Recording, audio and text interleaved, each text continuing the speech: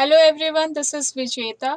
Once again, I welcome you people on my channel Vijeta EduTalk.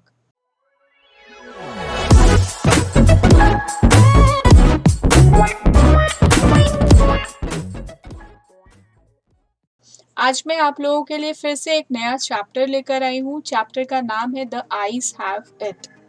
ये JCERT के class 7 के English book डालिया का चैप्टर नंबर 2A है और इसके रचयिता हैं रस्किन बॉन्ड। ये जो चैप्टर है ये दो ऐसे लोगों के बारे में ये चैप्टर है जो कि ट्रेन में ट्रैवल कर रहे हैं और दोनों ही ब्लाइंड हैं, यानी दोनों ही अंधे हैं, दोनों ही देख नहीं सकते हैं। हम में से अधिकतर लोग अपने दूर रहने वाले रिश्तेदारों या मित्रों से मिलने जाते हैं। बस या ट्रेन की लंबी यात्राएं हमें नए लोगों से मिलने के अच्छे अवसर प्रदान करती है। यद्यपि हम काफ़ी सहयात्रियों से मिलते हैं, पर उनमें से कुछ ही लोगों को उनकी विशिष्टताओं के कारण याद रखते हैं। अब यह मज़ेदार कहानी आज हम लोग पढ़ेंगे और जो कि दो ऐसे सहयात्रियों के बारे में ही है। So, let's start with the chapter. I had the train compartment to myself up to Rohana. Then a girl got in.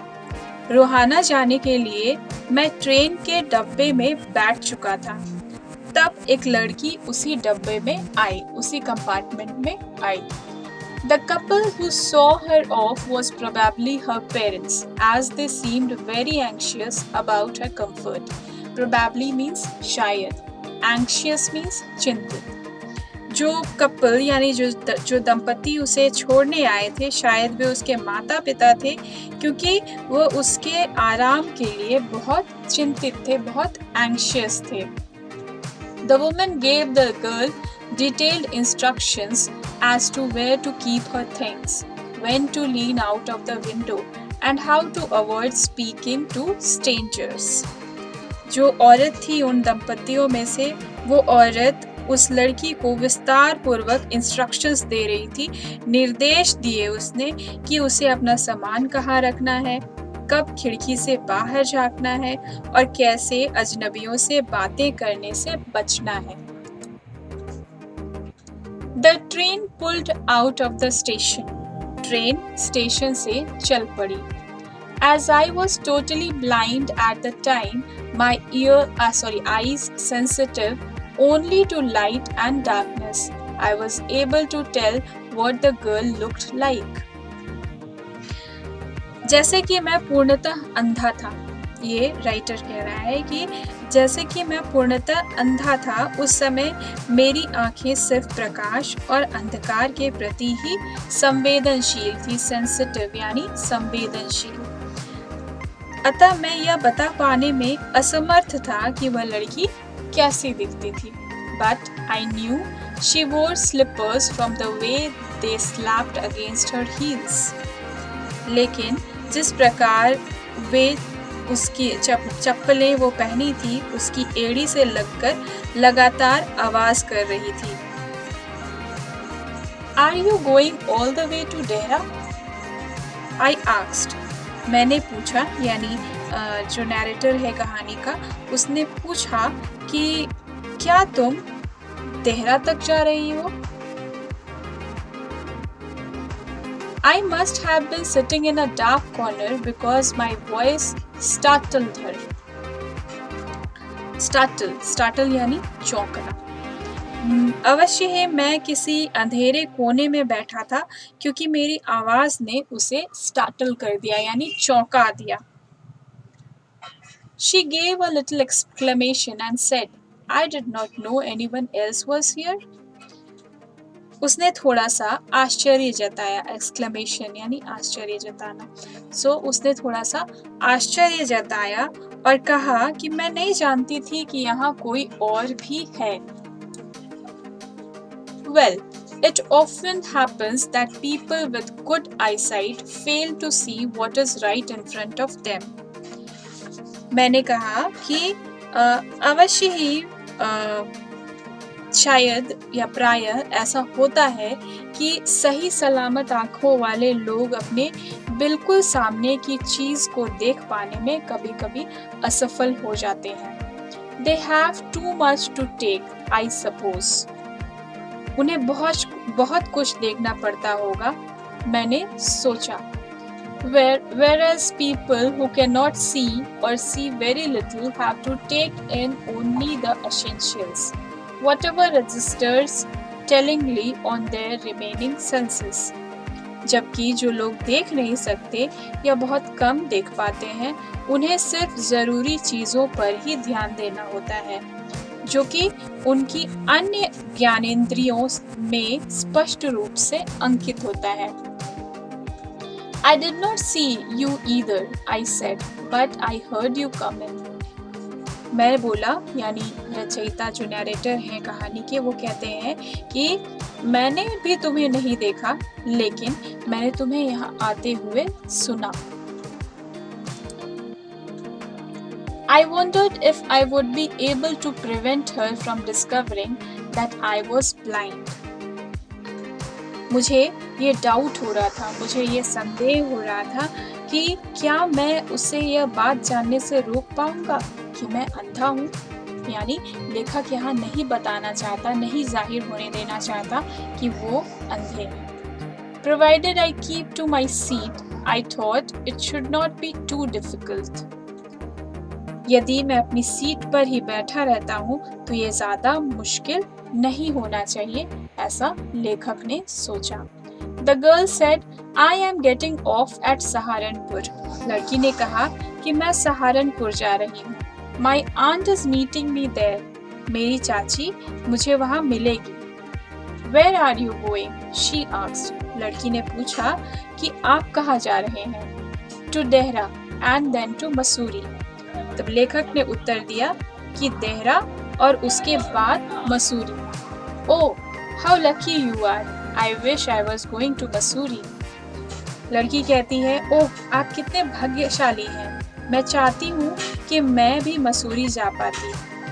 I love the hills. मुझे पहाड़ बहुत अच्छे लगते हैं। Especially in October. खासकर अक्टूबर के महीने में। Yes, this is the best time, I said, calling on my memories. मैंने अपनी याददाश्त पर जोर डालते हुए कहा कि हाँ, यह सबसे अच्छा समय होता है। The hills are covered with wild dahlias, the sun is delicious, and at night you can sit in front of a log fire.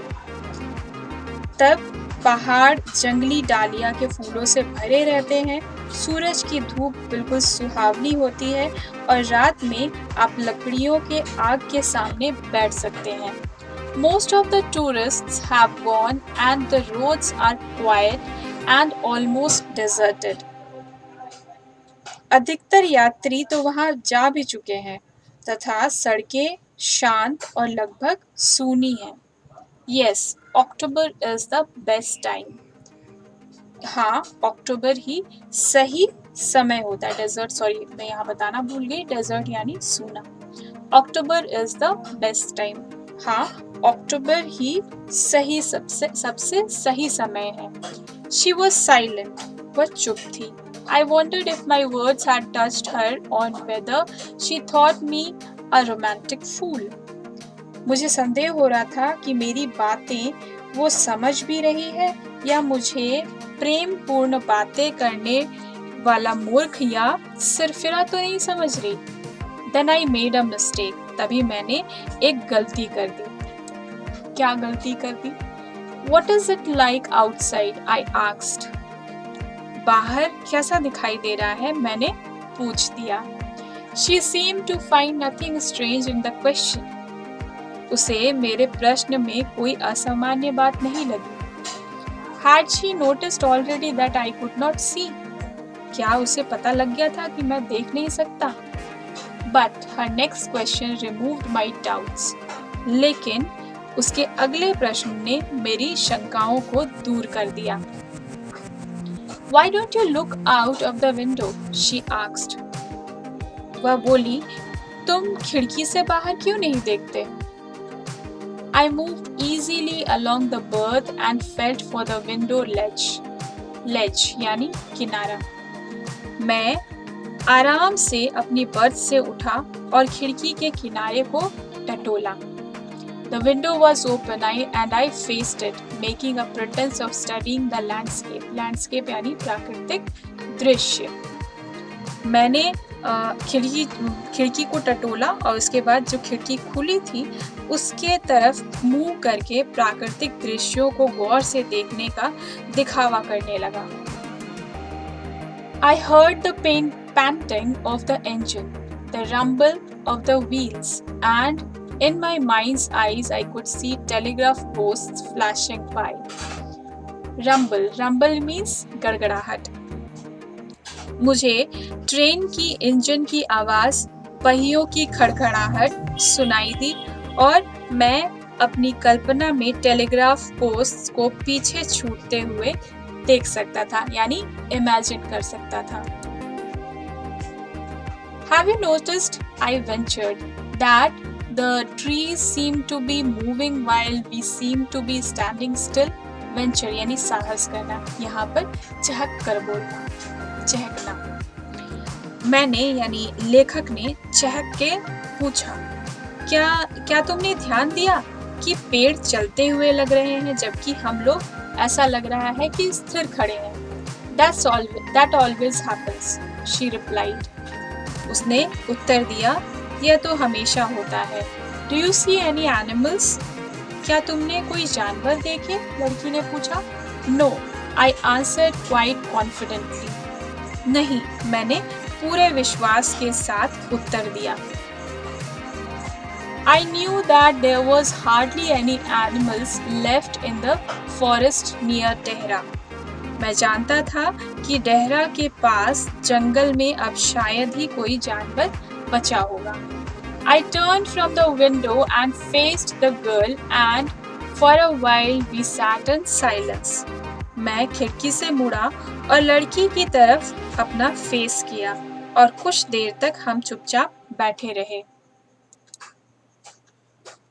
You have an interesting face, I remarked. मैंने कहा यानी लेखक ने कहा कि तुम्हारा चेहरा दिलचस्प है। I was becoming quite daring, but it was a safe remark. मैं थोड़ा सा साहसी बन रहा था, लेकिन यह एक उचित शब्द था। Few girls can resist flattery. Resist यानी विरोध करना, flattery यानी चापलूसी। कुछ लड़कियां चापलूसी का विरोध कर सकती हैं। She laughed pleasantly. वो खुश होकर हंसी। It's nice to be told that I have an interesting face. यह कहना अच्छा है कि मेरा चेहरा दिलचस्प है। I am tired of people telling me I have a pretty face. मैं ये सुनकर थक चुकी हूँ कि मेरा चेहरा सुंदर है। Oh, so you do have a pretty face, thought I. मैंने सोचा, ओह, तो आपके पास एक सुंदर चेहरा है। And aloud I said, और मैंने जोर से कहा, well, an interesting face can also be pretty. ठीक है, एक दिलचस्प चेहरा सुंदर भी हो सकता है। You are a gallant young man. Gallant means बहादुर। तुम एक बहादुर इंसान हो। She said, उसने कहा। But why are you so serious? लेकिन तुम इतने गंभीर क्यों हो? I thought then that I would try to laugh for her, but the thought of laughter only made me feel trouble and lonely. तब मैंने सोचा कि मैं उसकी बातों पर हंसूं, लेकिन हंसी की इस सोच ने मुझे केवल तकलीफ और अकेलेपन का एहसास कराया। We will soon be at your station, I said. मैंने कहा कि हम शीघ्र ही तुम्हारे स्टेशन पर होंगे। Thank goodness, it's a short journey. लड़की कहती है शुक्रिया भगवान का कि एक छोटी यात्रा थी। I can't bear to sit on a train for more than 2 or 3 hours. मैं ट्रेन में 2-3 घंटे से ज्यादा बैठना सहन नहीं कर सकती, ऐसा लड़की ने कहा। Yet I was prepared to sit there for almost any length of time. लेकिन मैं तो उसकी आवाज़ सुनने just to listen to her voice यानी मैं तो उसकी आवाज़ सुनने के लिए वहाँ कितनी भी देर बैठने के लिए तैयार था। ये लेखक अपने मन में सोच रहे हैं। Her voice had a sparkle of mountain stream. Sparkle यानी चमक, mountain यानी पहाड़। उसकी आवाज़ में एक पहाड़ की नदी की खनक थी। माउंटेन स्ट्रीम यानी पहाड़ी नदी की खनक उसकी आवाज में थी। As soon as she left the train, she would forget our brief encounter. Encounter means यहाँ पर है भेंट, आकस्मिक मुलाकात। जैसे ही वह ट्रेन से उतरेगी वह हमारे संक्षिप्त मुलाकात को भूल जाएगी। But it would stay with me for the rest of the journey. लेकिन यह मेरे साथ इस जर्नी के अंत तक भी रहेगी। The engine's whistle shrieked. Whistle यानी सीटी। Shriek यानी कर्कश नाद यानी इंजन की सीटी बजी। इंजन की सीटी तो बहुत तेज होती है ना, इसलिए यहाँ पर shrieked वर्ड का इस्तेमाल किया गया है। To the carriage wheels changed their sound and rhythm. The girl got up and began to collect her things. Train के पहियों ने अपनी आवाज और धुन बदली। लड़की उठी और उसने अपना सामान इकट्ठा करना शुरू कर दिया। I wondered if she wore her hair in a bun or it was plaited. मैं सोच रहा था कि उसने अपने बालों का जूड़ा बनाया था या चोटी बना रखी थी।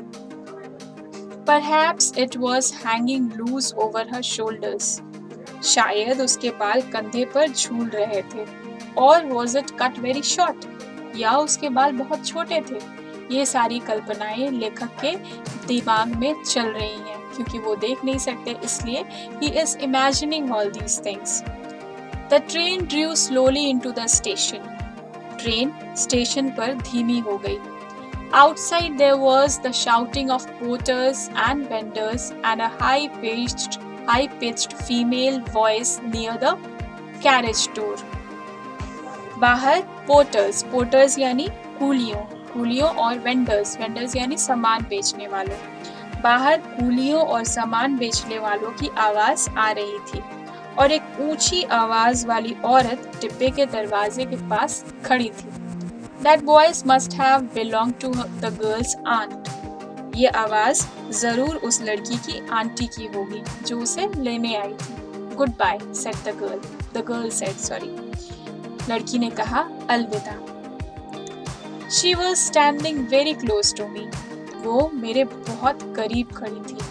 So close that the perfume from her hair was tantalizing. Tantalizing यानी लुभाने वाला। वो इतने पास खड़ी थी कि उसके बालों की खुशबू लेखक के मन को लुभा रही थी। I wanted to raise my hand and touch her hair, but she moved away. मैं अपने हाथ को उठाकर उसके बालों को छूना चाहता था, लेकिन वो तब तक वहां से हट चुकी थी। Only the scent of perfume still lingered where she had stood. Linger यानी देर तक रहना। सिर्फ वहां पर उस लड़की की परफ्यूम की खुशबू थी जो काफी देर तक वहां थी। There was some confusion in the doorway. दरवाजे पर कुछ गड़बड़ी हो गई। A man getting into the compartment stammered an apology. एक आदमी माफी मांगते हुए डिब्बे में आ रहा था। स्टैमर यानी अस्फुट वाणी से क्षमा मांगते हुए अंदर आ रहा था। Then the door banged and the world was shut again. और इसके बाद फिर से दरवाजा बंद हो गया और दुनिया फिर से बंद हो गई। I returned to my berth. मैं अपने बर्थ पर यानी अपनी सीट पर वापस आ गया। The guard blew his whistle and we moved off. जो ट्रेन में जो गार्ड होता है उसने सीटी बजाई और हम चल पड़े। Once again I had a game to play and a new traveler. एक बार फिर से मेरे पास एक नया खेल था और एक नया यात्री था। The train gathered speed, the wheels took up their song, and the carriage groaned and shook. गाड़ी ने गति पकड़ी, पहियों ने अपना गीत शुरू कर दिया, डिब्बे शोर करने लगे, ग्रोन यानी शोर करना, तो डिब्बे शोर करने लगे और हिलने लगे। I found the window and sat in front of it. मैंने खिड़की ढूंढी और उसके सामने बैठ गया। Staring into the daylight that was darkness for me. मैं दिन की रोशनी को घूरते हुए वहां बैठ गया जो कि मेरे लिए अंधेरा था। So many things were happening outside the window. खिड़की के बाहर काफी चीजें हो रही थी। It could be fascinating game guessing what went on out there. Fascinating यानी दिलचस्प। यह अंदाजा लगाना कि बाहर क्या हो रहा है, ये एक दिलचस्प खेल हो सकता था। The man who had entered the compartment broke into my reverie. जो आदमी डिब्बे में दाखिल हुआ था, उसने मेरे स्वप्न को भंग कर दिया। You must be disappointed. Disappointed यानी निराश। उसने कहा, he said, कि तुम्हें जरूर निराशा हुई होगी। I am not nearly as attractive a traveling companion as the one who just left. Companion यानी साथी या सहयात्री। यहाँ पर सहयात्री है। मैं उसके जैसा, उस आदमी ने कहा कि मैं उसके जितना आकर्षक सहयात्री नहीं हूँ जो अभी गई है। She was an interesting girl, I said. मैंने कहा कि वह एक दिलचस्प लड़की थी। Can you tell me, did she keep her hair long or short? क्या आप मुझे बता सकते हैं कि उसने लंबे बाल रखे थे या छोटे? I don't remember, he said, sounding puzzled. उस आदमी ने उलझन भरी आवाज में यानी उलझे हुए उत्तर दिया कि I don't remember, मुझे याद नहीं है। It was her eyes, I noticed. मैंने उसकी आंखों को ही देखा। Not her hair, उसके बालों को नहीं। She had beautiful eyes, but they were of no use to her. उसकी आंखें बहुत खूबसूरत थी, लेकिन वो उसके किसी काम की नहीं थी। She was completely blind. वो पूरी तरह से अंधी थी। Didn't you notice? क्या तुमने नहीं देखा? यहाँ पर ये जो स्टोरी है, ये स्टोरी में दोनों ही जो यात्री थे, लड़का और लड़की, दोनों ही एक दूसरे को ट्रिक कर रहे थे। दोनों ही एक दूसरे से ये चीज़ छिपा रहे थे कि दोनों ही अंधे हैं। और नैरेटर को जब दूसरा यात्री उस कंपार्टमेंट में आता है, तब ये पता चलता है कि उनकी ही तरह वो लड़की भी अंधी थी। सो यहाँ पर ये स्टोरी ओवर हो जाता है। Let's know something about the author. जैसे कि मैंने पहले ही बताया, रस्किन बॉन्ड इस चैप्टर के राइटर हैं। Ruskin Bond is an Indian author of British descent. Ruskin Bond Indian author हैं, ब्रिटिश डिसेंट के। He was born in Kasauli, Himachal Pradesh. उनका जन्म कसौली, हिमाचल प्रदेश में हुआ था। ऑन मे 1934 उनका जन्म मई 1934 को हुआ था। He lives in Landor, a hill station in the Himalayas near Mussoorie. ये लंदौर में रहते थे, जो कि एक हिल स्टेशन है हिमालयाज में और जो कि मसूरी के नज़दीक है। He has written over 100 short stories. उन्होंने कई शॉर्ट स्टोरीज लिखी हैं, एसेज लिखे हैं, नॉवेल्स लिखे हैं और बहुत सारे बुक्स चिल्ड्रन के लिए यानी बच्चों के लिए लिखे हैं। Bond was awarded the Padma Shri in 1999। इन्हें 1999 में पद्मश्री अवार्ड मिला एंड पद्म भूषण इन 2014 और इन्हें 2014 में पद्म भूषण से भी नवाजा गया। आई होप कि ये चैप्टर आप लोगों को क्लियर हो गया होगा और ये स्टोरी भी काफ़ी इंटरेस्टिंग रही होगी। If it is so, please like my video, share it with others and do subscribe my channel for further videos. Thank you.